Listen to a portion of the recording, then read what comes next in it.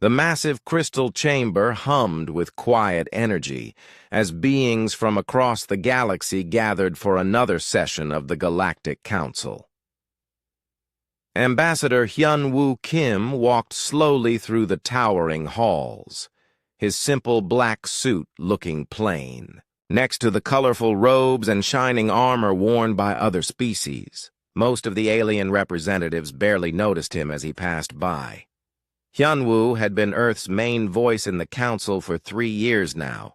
He was a calm man in his 50s with gray hair and tired eyes. The other ambassadors saw him as polite, but weak. They thought humans were too soft to survive in the rough politics of galactic space. Another day, another insult, Hyun-Woo thought to himself as he took his seat in the human section. The Earth delegation sat in the back rows, far from the important seats held by the major powers. This was how things worked in the council. The stronger your military, the better your seat. At the front of the chamber sat Chancellor Velthari of the Zelthian Empire. His blue skin gleamed under the bright lights, and his 4 arms moved gracefully as he spoke to other powerful leaders. The Zelthians controlled over 40 star systems and had the biggest fleet in known space. They had held the council leadership for 200 years. Next to him stood War Commander Bextar from the Korthak Dominion. The reptilian warrior was almost 8 feet tall, covered in thick scales and battle scars. His red eyes scanned the room like a predator looking for prey. The Korthak were known throughout the galaxy for their love of war and conquest. General Da-Un Park sat quietly beside Hyun-Woo, taking notes on her tablet. She was a small woman with short black hair and sharp eyes that missed nothing. Most aliens thought she was just a secretary or assistant. They had no idea she was one of Earth's top military minds.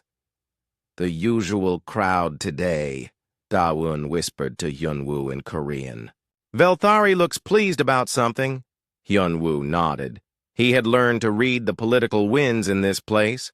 When the Chancellor looked happy, it usually meant bad news for someone. The session began with routine business, trade disputes. Between minor worlds, shipping lane regulations, and other boring matters that kept the galaxy running smoothly. Hyun-Woo listened carefully to every word, even when the topic seemed unimportant. Earth had learned that information was power. In this place, Chancellor Velthari's voice boomed across the chamber as he called for new business. "We have a territorial dispute to address today. The Korthak Dominion has requested expansion rights into the Outer Rim sectors." War Commander Bextar stood up, his massive form casting a shadow over nearby delegates. "Honored council members," he began in his deep, gravelly voice, "the Korthak Dominion requires additional space for our growing population. We have identified 3 suitable worlds in the Outer Rim that are currently occupied by minimal resistance." Hyun-Woo felt his stomach drop. He knew exactly which worlds Bextar was talking about. The 3 human colonies of New Busan. New Seoul and New Incheon were the only inhabited worlds in that sector. These worlds contain approximately 2 million settlers, Bextar continued, from the human species. Given their limited defensive capabilities, we propose a peaceful relocation to other suitable planets. The chamber erupted in quiet murmurs. Some delegates looked concerned, but many others seemed indifferent. Peaceful relocation was just a nice way of saying forced removal. Hyun-Woo stood up slowly. "Honored Chancellor, I request permission to speak for Earth." Velthari looked annoyed at the interruption. "The human representative may speak, though we remind the Council that Earth holds no military rank sufficient to challenge territorial claims." "Thank you, Chancellor," Hyun-Woo said, keeping his voice steady. The worlds in question are home to over 2 million human citizens who have lived there for 15 years. These are not empty planets waiting for settlement. They are established colonies with families, schools, hospitals, and thriving communities. Bextar laughed, a harsh sound that echoed through the chamber. The humans speak of communities and families as if such things matter in territorial disputes. The strong take what they need. The weak adapt or perish. This is the natural order. General Park leaned forward slightly, her fingers tight on her tablet. Hyun-woo could see the anger in her eyes, but her face remained calm and professional. The Galactic Council exists to prevent exactly this kind of aggression, Hyun-woo continued. We are not talking about uninhabited space. We are talking about the forced displacement of millions of innocent people. Chancellor Velthari raised one of his 4 hands for silence. Ambassador Kim raises valid humanitarian concerns. However, the Council must consider the practical realities of galactic politics. The Korthak Dominion possesses significant military strength, while Earth's defensive capabilities are limited.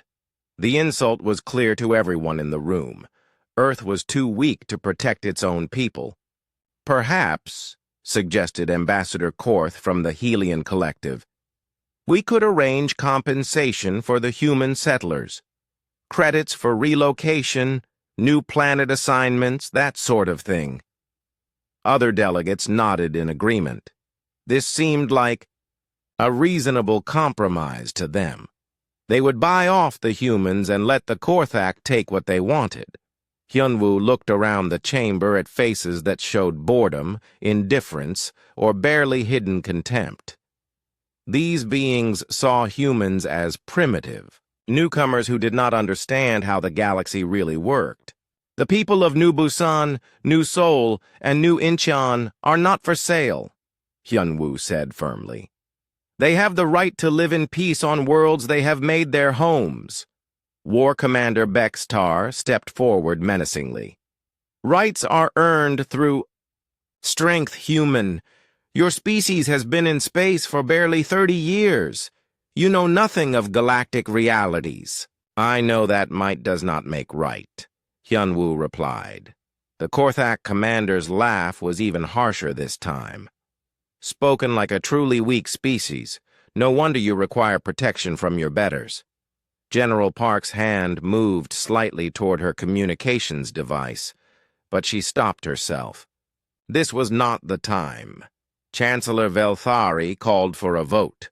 One by one, the major powers of the galaxy cast their decisions. The Zeltians voted in favor of Korthak expansion. The Vraxian Trade Federation abstained. The Helian Collective voted for compensation and relocation. When the final tally was announced, the result was clear. The Korthak Dominion was granted territorial rights to the 3 human worlds, with a 30-day period for peaceful evacuation. Hyun-woo sat down heavily in his chair. Around him, delegates were already moving on to other business, as if the fate of 2 million humans was just a minor administrative detail.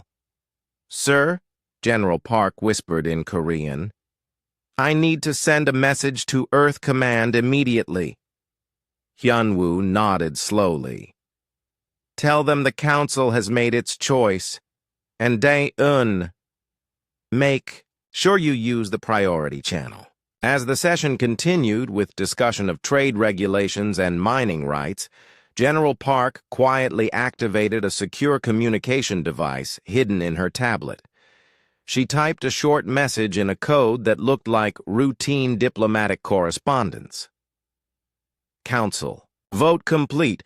Korthak aggression approved. 3 colonies condemned. Recommend Protocol 7 preparation. The message was transmitted instantly across space to Earth. Within hours, it would reach the highest levels of human government and military command. In the crystal chamber, business continued as usual. The powerful species discussed their grand plans while the weak sat quietly and accepted their fate. This was how the galaxy had worked for thousands of years, but something had changed, though the Council did not know it yet. For the first time in galactic history, the weak were not what they appeared to be. As Ambassador Hyunwoo gathered his papers and prepared to leave, he looked once more at the alien faces around him. These beings thought they understood humans. They thought they knew Earth's capabilities and limitations. They were about to learn how wrong they were. The morning sun was rising over New Busan when the first Korthak ships appeared in the sky. Colony Administrator Ji-Ho Lee stood on the observation deck of the main government building, watching the dark shapes grow larger against the orange dawn. He had known this day would come, but seeing the enemy fleet with his own eyes still made his heart race with fear. "Sir, we're getting reports from the other colonies," his assistant called out from behind him. "New Seoul and New Incheon are seeing the same thing. Korthak warships, hundreds of them." Ji-Ho nodded grimly. He was a man in his 40s who had spent the last 10 years building this colony from nothing. When the first settlers arrived, New Busan was just an empty world with good soil and clean water. Now it was home to almost 1 million people, with farms, cities, schools, and everything that made a place truly alive. "How long do we have?" he asked. "The Korthak commander is broadcasting. On all channels. He says we have 6 hours to begin evacuation, or they will start bombing from orbit. 6 hours! Ji-Ho had helped plan this colony for years before the first ship ever left Earth. It had taken a decade to build everything they had here. 6 hours to abandon it all. In space above the planet, War Commander Bextar stood on the bridge of his flagship, the Bloodfang. Through the massive viewing window, he could see the green and blue world below. It was a nice planet, perfect for Korthak expansion. The humans had done good work making it ready for habitation. "Commander," his tactical officer reported, "we have 200 ships in position. All 3 human worlds are surrounded. Their defensive satellites are old Earth models, no threat to our shields." Bextar smiled, showing rows of sharp teeth. "Excellent. Have you detected any human military vessels in the system?" "Negative, sir. Long-range scans show a few cargo ships and civilian transports, but no warships. The humans appear to have no significant defensive force." This was exactly what Bextar had expected. Earth was a new member of the galactic community with no real military tradition. They were farmers and builders, not warriors. The Council had been right to dismiss their protests. "Open a channel to the surface," Bextar ordered. On New Busan, Ji-Ho's communication system crackled to life. The image of the Korthak war commander appeared on the screen, his red eyes glowing with satisfaction. Human Administrator, Bextar, growled, "I am War Commander Bextar of the Korthak Dominion. By order of the Galactic Council, you have 6 hours to begin evacuation of all 3 colonies. Any humans remaining after that time will be considered hostile occupiers." Ji-Ho stepped forward, trying to keep his voice steady. "War Commander, we have over 2 million people spread across 3 worlds.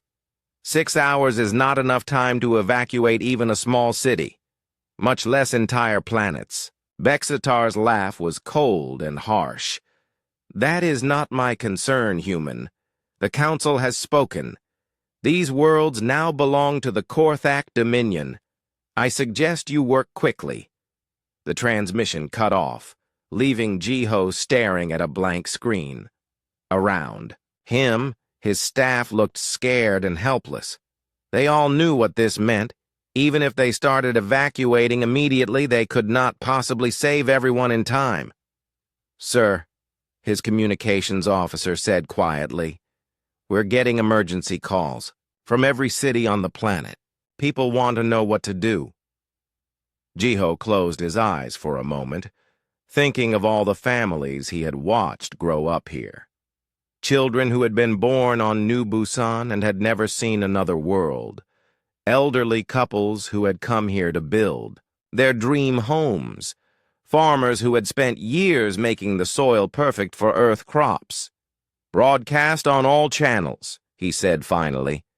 "Tell everyone to begin emergency evacuation procedures. Load the transport ships with as many people as possible. Priority goes to children and families." But even as he gave the orders, Ji-ho knew it was hopeless. The colony had maybe 50 transport ships, and each one could carry at most 1,000 people. They could save 50,000 at best, leaving hundreds of thousands behind. Hours passed like minutes. The spaceport filled with desperate families carrying whatever they could fit in small bags. Children cried as they were separated from friends they might never see again.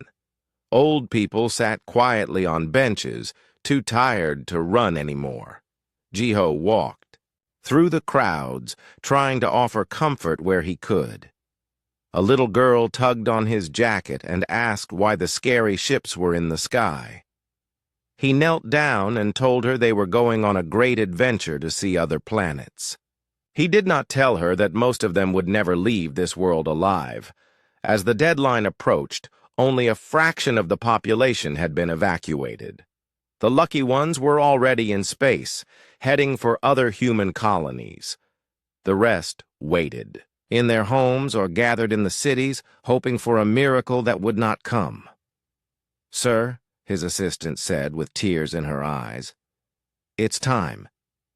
Ji-ho nodded and walked back to the communication center. If these were to be his last words, he wanted them to reach Earth. He wanted someone to know what had happened here. "This is Colony Administrator Ji-ho Lee of New Busan," he began, speaking into the recorder. "Today, the Korthak Dominion has come to claim our worlds. We have done everything we could to evacuate our people, but we cannot save them all. I want the people of Earth to know that we did not surrender. We did not go quietly, and I want the galaxy to remember that we were here. We built something good on this world.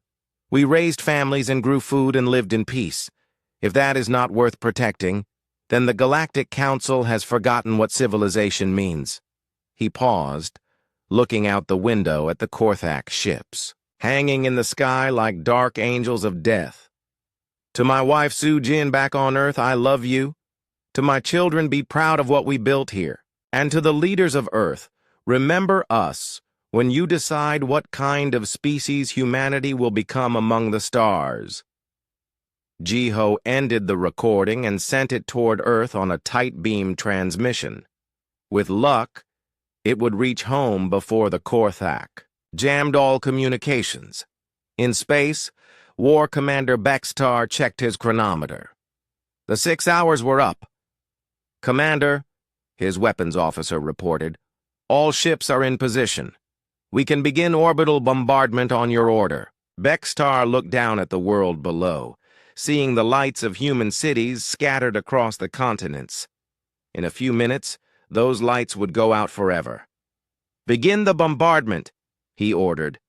"Target population centers first. Make it quick." The Korthak fleet opened fire. Beams of energy lanced down from orbit, striking cities and towns across all 3 worlds. The humans had no planetary shields, no orbital defense platforms, nothing to protect them from the attack. New Busan shook as the first bombs fell on the capital city. Buildings collapsed in balls of fire. The spaceport exploded, killing thousands who were still waiting for evacuation ships. The agricultural centers burned, destroying years of careful work.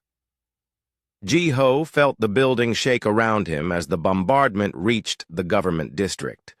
Through his window, he could see fires spreading across the city. The sky glowed red, with destruction. "It's over," his assistant whispered. Ji-ho put his hand on her shoulder. "No," he said quietly. "This is just the beginning." The bombardment continued for 3 hours. When it was finished, the 3 human colonies were ruins. Cities had been reduced to ash, farms were craters. The population of over 2 million had been cut down to scattered survivors, hiding in bunkers or fleeing into the wilderness. War Commander Bextar surveyed his work with satisfaction. Excellent. Begin landing procedures. I want occupation forces. On the ground within 12 hours. But as his ships prepared to land, something strange happened. 3 Korthak vessels on the edge of the formation simply vanished from all sensors. No explosion, no debris, no distress signal. They were there one moment and gone the next. Tactical officer, what happened to those ships? Bextar demanded. Unknown, sir. They just disappeared. Sensor ghosts, perhaps? Bextar frowned. In 30 years of warfare, he had never seen anything like it. But he pushed the thought aside. Probably just equipment failure. Over the next hour, more ships began to disappear. First 1 or 2 at a time, then entire squadrons. The Korthak fleet was being picked apart by an enemy they could not see or detect. "Commander!" his tactical officer shouted. "We're under attack. Unknown vessels are targeting our fleet." "Impossible," Bextar snarled. "There are no human warships in this system. Scan for cloaked vessels." "Scanning, sir, but I'm getting nothing. Whatever is attacking us doesn't show up on any of our sensors." Fear crept into Bextar's voice for the first time. "All ships! Battle stations! Emergency hyperspace jump now!" But it was too late. The invisible enemy was all around them. One by one, every ship in the Korthak fleet went silent. 200 warships, the pride of the Dominion military, disappeared into space without a trace. The last thing War Commander Bextar saw was his own bridge erupting in sparks and fire, as an unseen weapon tore his flagship apart. In the ruins of New Busan, the survivors looked up at the sky. The Korthak ships were gone. All of them. Only empty space remained where the enemy fleet had been. The war was just beginning. Captain Min-Ho Yoon stood on the bridge of the stealth ship Silent Thunder, watching the last Korthak vessel break apart in the darkness of space. His ship was invisible to every sensor known to galactic science, a shadow moving through the void, like a ghost seeking revenge. "Target destroyed, Captain," reported his weapons officer. "That's the last of their fleet." Min-Ho nodded grimly. 200 Korthak warships had come to murder helpless colonists. Now they were all space debris. But this was only the beginning of Earth's response. "Set course for the Korthak home system," Min-Ho ordered. "It's time to show them what real warfare looks like." The Silent Thunder was one of 50 ships in Earth's secret stealth fleet. For 30 years, while the galaxy saw humans as weak newcomers, Earth had been building weapons that could make entire fleets disappear. The technology was beyond anything the galactic powers possessed. Back on Earth, Admiral Tae-Hyun Choi sat in the command center deep beneath the planet's surface. Screens around him showed star maps, ship positions, and tactical data from across the galaxy. This room had been built in secret, and very few people knew it existed. "Sir," his aide reported, "Captain Yoon confirms the destruction of the Korthak attack fleet. No survivors." "Good," Admiral Choi said quietly. "What's the status of our other operations?" "Commander Seo's cyber warfare teams have penetrated Korthak communication networks. They're ready to shut down their entire system on your order. Major Lim's special forces are in position around key Korthak worlds." Admiral Choi studied the tactical display. The Korthak Dominion controlled 23 star systems with a total population of 8 billion. They had the third largest military in the galaxy and had never lost a major war. That was about to change. "Begin Operation Reckoning," Admiral Choi commanded.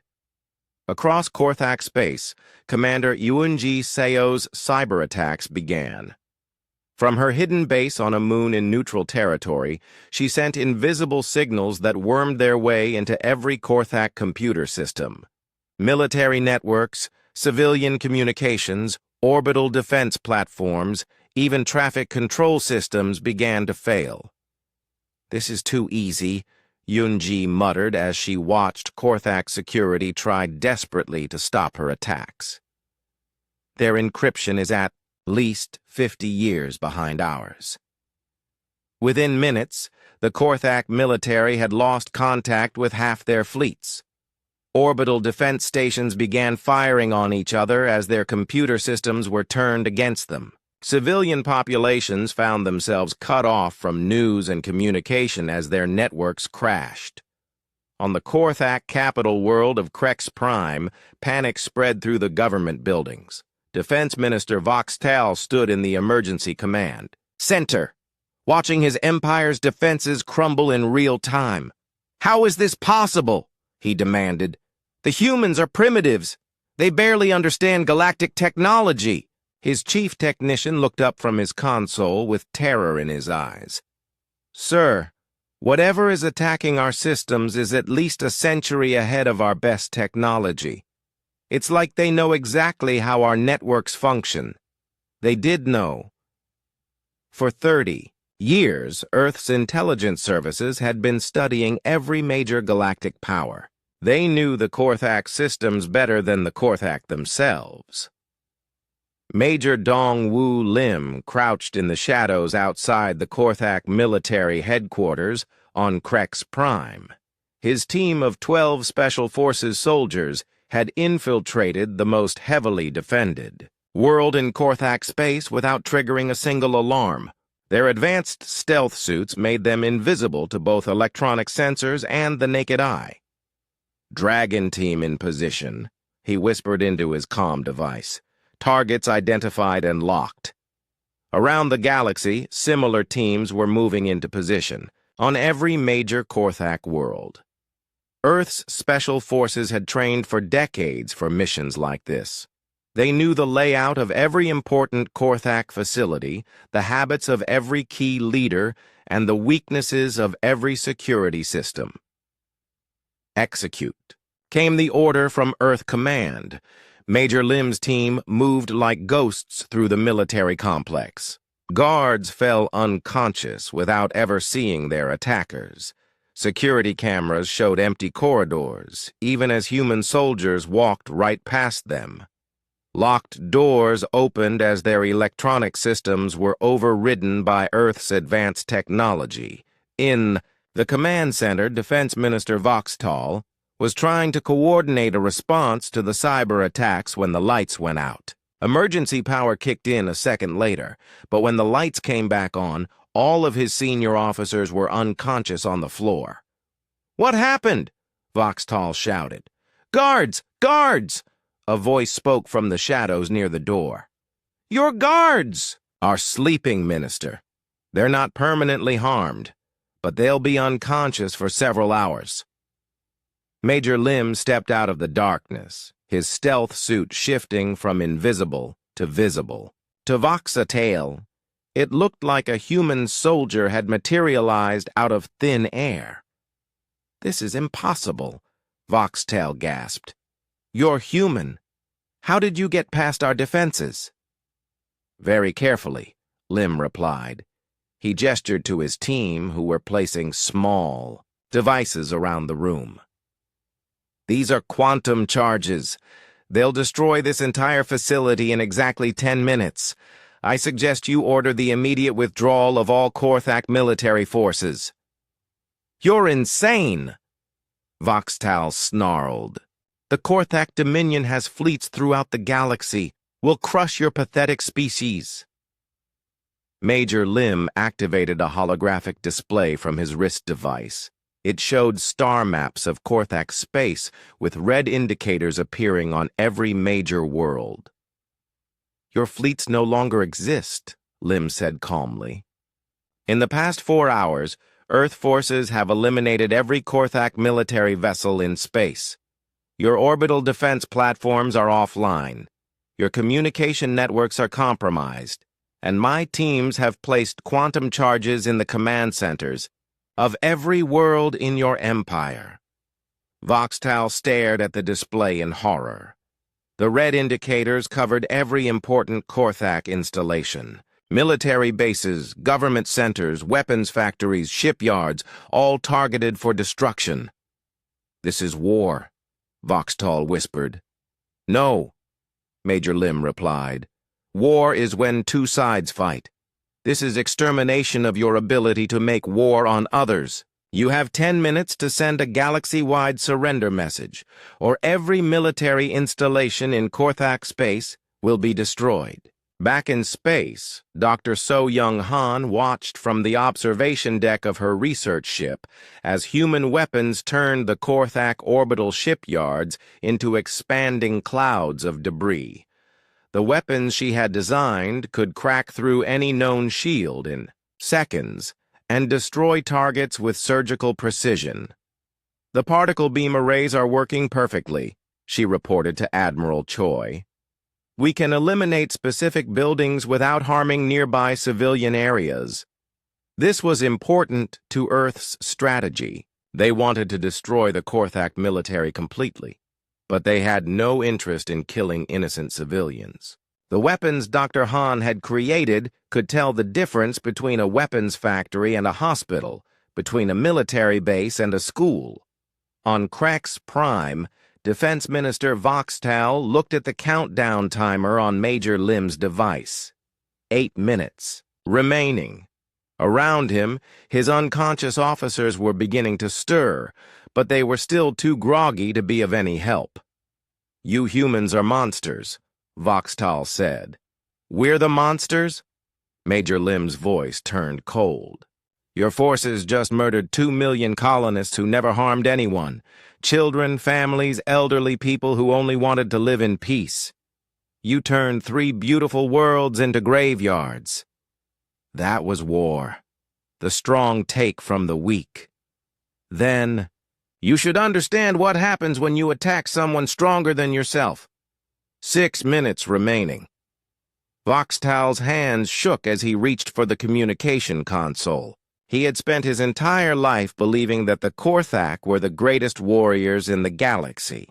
Now he was learning that they were children playing with toys compared to the humans. "This is Defense Minister Voxtal," he began broadcasting on all Korthak channels.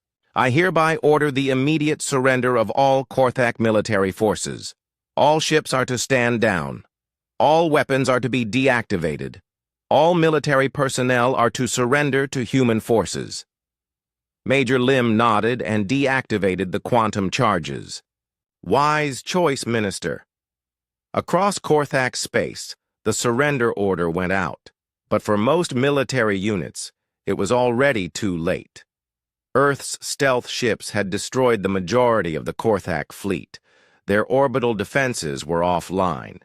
Their command structure was in chaos. In 72 hours, the mighty Korthak Dominion had been reduced to a collection of defenseless worlds. Their military was gone, their government was in collapse, and their ability to threaten anyone had been completely eliminated. Admiral Choi received the final reports in his command center. "Sir, Operation Reckoning is complete. Korthak military capabilities have been reduced to 0. Civilian populations are unharmed." "Casualties on our side?" "None, sir. Not a single human soldier was injured." Admiral Choi nodded. This was exactly what Earth had planned for. Overwhelming force applied with surgical precision. Complete victory with minimal cost. "Send a message to the Galactic Council," he ordered. "Tell them that Earth considers the matter of the colonial attacks to be resolved. We have no further grievances with the former Korthak Dominion." The message was transmitted across the galaxy, Within hours, every major power received the same brief communication. Earth had just destroyed one of the galaxy's strongest military forces in 3 days, and they were calling it a minor police action. For the first time in galactic history, the council members began to wonder. The emergency session of the Galactic Council had been going on for 6 hours, and Chancellor Velthari felt his 4 hearts beating faster with each new report. Around the massive crystal chamber, representatives from hundreds of worlds sat, in stunned silence as intelligence officers delivered their findings about the destruction of the Korthak Dominion.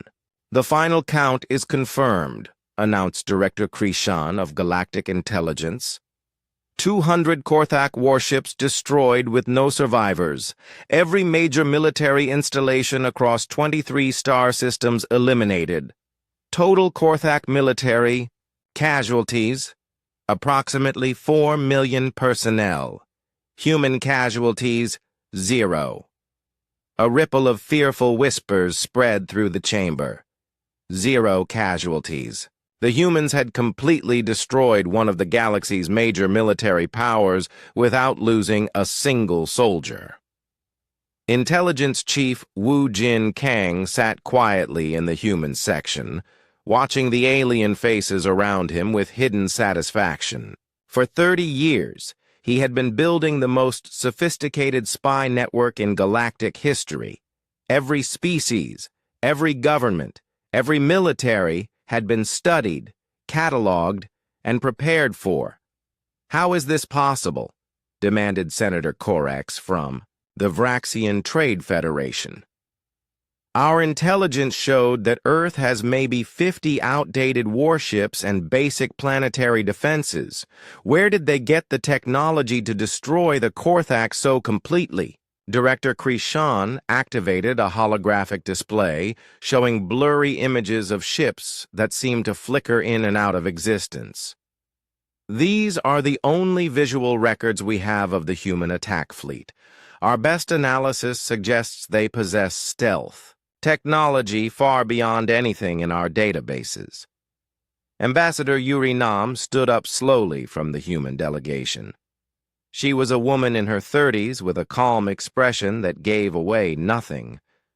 Most of the council members had barely noticed her before, thinking she was just a minor diplomatic assistant. "Honored council members," she began in perfect galactic standard, "Earth would like to clarify some misconceptions about our capabilities."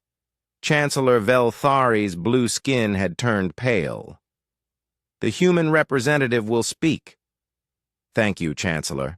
First, regarding our fleet strength, the 50 ships you mentioned are our civilian vessels. Our actual military fleet consists of approximately 1,500 warships, all equipped with stealth technology that makes them invisible to current galactic sensors." The chamber erupted in shocked gasps. 1,500 ships! That was larger than most of the major powers possessed. Second, Yuri continued calmly, regarding our technology, Earth has been developing advanced military systems for the past 30 years. Our stealth technology, weapon systems, and cyber warfare capabilities are several generations ahead of current galactic standards. Counselor Orth Main from the Helian Collective raised a trembling hand. "But this is impossible. We've been monitoring Earth's development. You've shown no signs of advanced military technology." Yuri smiled slightly. "That's because we didn't want you to see it.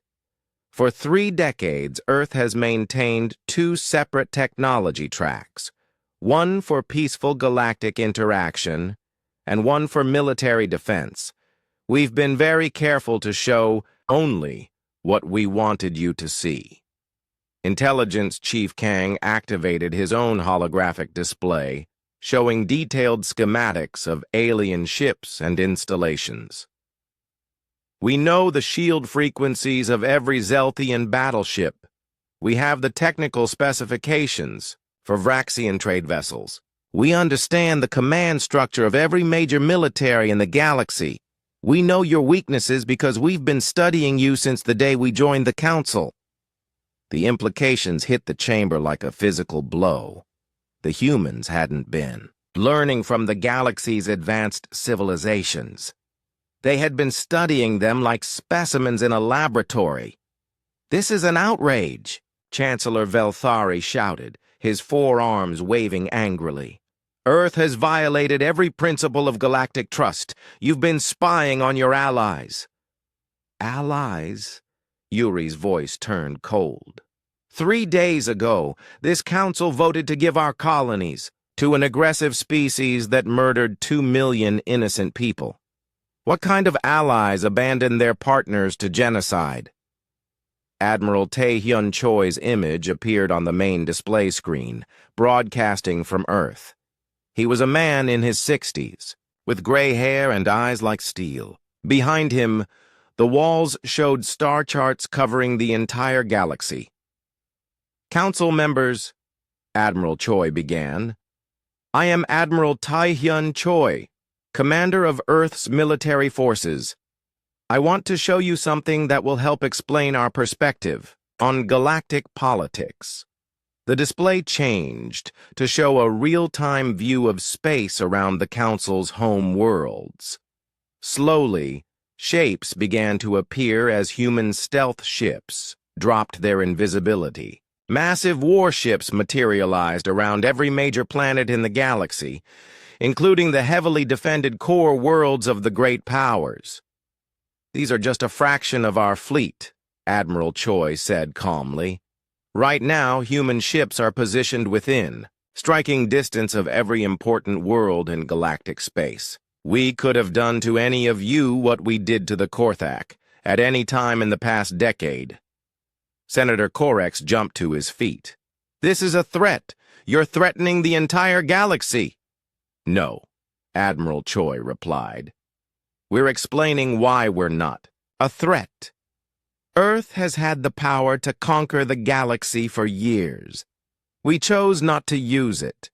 We preferred peaceful cooperation. But when you abandoned us to genocide, you forced us to reveal our true capabilities." Chancellor Velthari felt sick. His own Zelthian empire, the strongest military power in known space, was surrounded by human warships that had been invisible until this moment. Ships that could have destroyed his home world any time they chose. "What do you want?" he asked, quietly. Admiral Choi's expression never changed. "We want peace.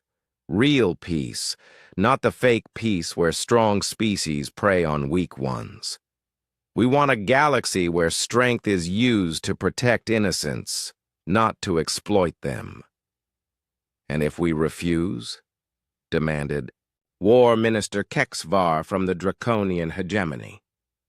The Admiral's smile was not pleasant. "Then you'll join the Korthak in historical footnotes. Earth doesn't make empty threats, Minister. We make promises." Counselor Orthmain leaned forward desperately. "But surely we can negotiate. Find some middle ground. The Council has maintained peace for 2,000 years. Your Council maintained the peace of predators," Yuri said firmly. "The strong stayed strong by keeping the weak in their place. That system failed the moment you let the Korthak murder our people." Intelligence Chief Kong stood up and activated another display. This one showed detailed files on every council member present. Personal information, family details, private communications, secret financial dealings. "We know about Chancellor Velthari's illegal mining operations in the Outer Rim," Kang said casually.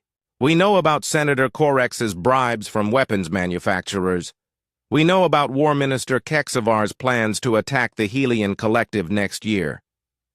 The chamber fell silent. The humans knew everything. Every secret, every crime, every hidden agenda of every major power. "For 30 years, Kang continued, we've been watching you all. We know which of you are honorable and which are corrupt. We know who wants peace and who profits from war. We know who would make good neighbors and who needs to be controlled. Doctor, So Young Han's image appeared alongside Admiral Choi's. She looked like a mild-mannered scientist, but her next words sent chills through every military officer present. I designed the weapons that destroyed the Korthak fleet, she said simply. They're based on principles your scientists won't discover for another century. Our particle beam arrays can penetrate any known shield. Our quantum torpedoes can destroy entire fleets with a single shot. Our cyber warfare systems can turn your own defenses against you. But perhaps most importantly, Admiral Choi added, our stealth technology means you'll never see us coming. The Korthak had no warning. Their sensors never detected our ships, until it was too late. Your sensors are based on the same principles. You're just as blind to our presence. Chancellor Velthari looked around the chamber at his fellow council members. Fear was written on every face. The humans had just demonstrated that they could destroy any of them whenever they chose. What happens now? He asked. Admiral Choi's image was replaced by that of President Jae-won Song, a dignified woman in her 50s who radiated calm authority. Now we build a better galaxy, she said. Earth is prepared to take responsibility for galactic security. No more aggressive wars. No more strong preying on weak. Any species that attacks innocent civilians will face the same fate as the Korthak. You're talking about ruling the galaxy, War Minister Kexvar accused. We're talking about protecting it, President Song replied.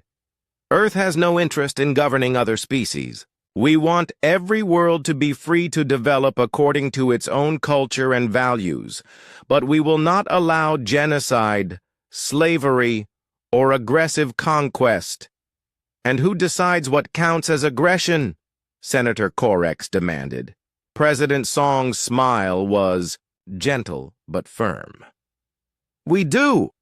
The chamber erupted in angry shouts and protests, but they all fell silent when Admiral Choi reappeared on the screen. Council members, he said quietly, Earth is not asking for your permission. We're informing you of the new reality. The age of might makes right is over. The strong will now use their strength to protect the weak, not exploit them. This is tyranny, Chancellor Velthari shouted. No, Admiral Choi replied. Tyranny is what you did to our colonies. This is justice. 6 months after the destruction of the Korthak Dominion, President Jae-won Song walked through the rebuilt council chambers on the neutral world of Harmony Station. The Great Crystal Dome had been repaired and expanded, with new sections added, to accommodate representatives from smaller species who had never been allowed to participate before. The old system was dead. In its place, Earth had helped create something new. Madam President, called Ambassador Hyun-woo Kim as he approached with a tablet full of reports. The morning session went well. The Vraxian Trade Federation has agreed to reduce tariffs on agricultural worlds, and the Helian Collective is offering medical aid to refugee populations. President Song nodded with satisfaction. The changes hadn't happened overnight, but they were happening. Species that had been bullies under the old system were learning to cooperate. Smaller civilizations that had lived in fear were finally finding their voices.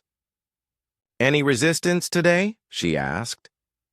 Chancellor Velthari made another speech about human dominance, but most of the delegates ignored him. The Zelthian Empire lost a lot of support after the corruption files were released. Those files had been Intelligence Chief Wu Jin-kang's idea. Rather than simply threatening the corrupt leaders, Earth had chosen to expose their crimes to their own people. Democratic processes and public outrage had removed most of the worst offenders from power. Admiral Bo-Ra Shin stood on the bridge of her flagship, the Peacekeeper, watching a routine patrol through the Outer Rim territories. Her ship was one of 200 vessels in Earth's new galactic peacekeeping fleet. Unlike the old Council forces, these ships actually worked to prevent conflicts rather than just responding after wars had already started. "Admiral," her communications officer reported, "we're getting a distress call from the Cathari system. 3 Draconian heavy cruisers are demanding tribute from the local government." Admiral Shin sighed. The Draconian hegemony was one of the few major powers still trying to operate under the old rules. They hadn't learned yet that those days were over. "Set course for Cathari," she ordered, "and send a message to the Draconian ships. Inform them that tribute collection violates the new galactic accords." The Peacekeeper and her escort ships jumped to hyperspace. Within hours, they emerged in the Cathari system to find 3 Draconian warships surrounding the small planet below. "Draconian vessels," Admiral Shin broadcast. "This is Admiral Bo-Ra Shin of the Galactic Peacekeeping Force. You are in violation of Section 4 of the new Galactic Accords. Withdraw immediately or face the consequences." The lead Draconian ship responded with a sneer in the captain's voice. "Human vessel. The Cathari owe tribute to the hegemony under ancient law. This is none of Earth's concern." "Ancient law is no longer valid," Admiral Shin replied calmly. "The strong no longer take from the weak simply because they can. This is your final warning." "Ha! 3 human ships against 3 Draconian cruisers? Your arrogance will be your destruction." Admiral Shin almost felt sorry for them. The Draconians still thought in terms of ship numbers and firepower. They had no idea what they were facing. "Weapons free," she ordered quietly. The 3 Draconian ships opened fire first, sending waves of plasma cannon blasts toward the human vessels. The energy beams struck the Peacekeeper's shields and simply disappeared, absorbed by defensive systems the Draconians couldn't even detect. In response, the human ships fired a single coordinated pulse. All 3 Draconian vessels lost power instantly, their weapons offline, their engines dead, their life support running on emergency backup. "Draconian vessels," Admiral Shin broadcast, "your ships are now disabled but intact. Your crews are unharmed. Transport ships will arrive within the hour to evacuate your personnel. Your warships will be impounded pending review by the Peacekeeping Tribunal." On the planet below, the Cathari government watched in amazement as their oppressors were neutralized in seconds. For 50 years, they had paid tribute to the Draconian hegemony. Now they were free. This scene was being repeated across the galaxy. Earth's peacekeeping fleets had stopped dozens of conflicts in the past 6 months. Pirates found their ships disabled before they could attack merchant vessels. Aggressive species discovered that their victims now had powerful protectors. Wars were prevented before they could start. In his private office on Earth, diplomat Sung Hwan-Oh worked on the final draft of the new Galactic Charter.